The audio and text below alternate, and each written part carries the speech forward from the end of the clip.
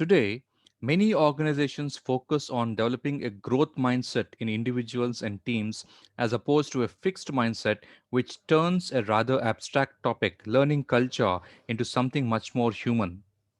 People with a growth mindset not only want to learn and apply what they have learned to help the organization, they also feel compelled to share their knowledge with others.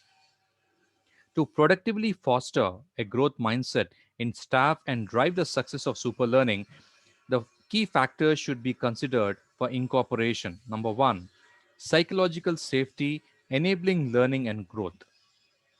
Harvard Business School professor Amy Edmondson coined the term psychological safety in the 1990s to describe a shared belief held by the members of a team that the team is safe for interpersonal risk taking.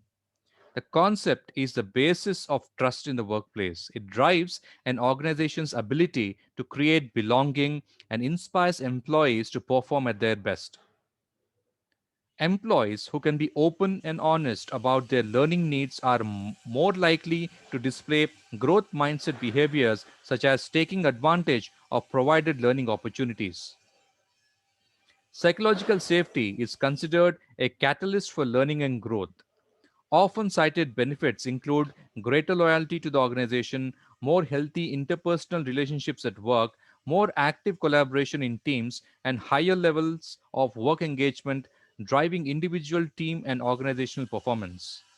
An important enabler of psychological safety is perceived leader vulnerability, which sparks similar behavior in others. Leaders who authentically demonstrate a need for help or support are fostering a sense of role model vulnerability, which supports growth mindset behavior and a learning culture in their teams.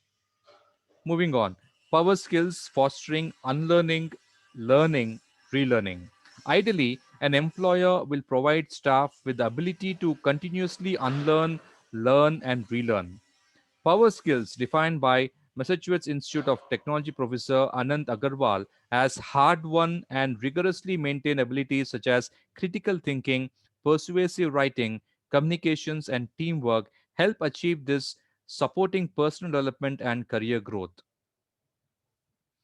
Unlearning the old to learn the new at or beyond the speed of change requires that individuals are given time and opportunities to adapt. It's not just about acquiring knowledge for knowledge's sake. Fundamentally, it's about changing habits as an essential aspect of a growth mindset. L&D teams and change managers must understand the mechanisms of habit formation to help their workforces succeed with unlearning, learning, and relearning what is relevant to their job, organization, industry, career, and life. Change management calibrating the cultural evolution.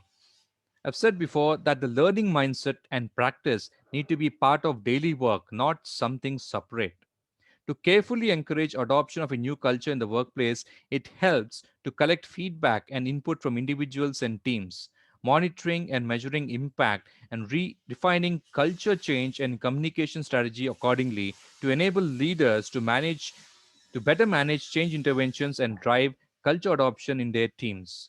Essentially, the desire for a fast culture transformation must not compromise an organization's ability to perform business as usual. The implementation process should balance speed and business continuity. Essentially, the desire for fast culture transformation must not compromise an organization's ability to perform business as usual.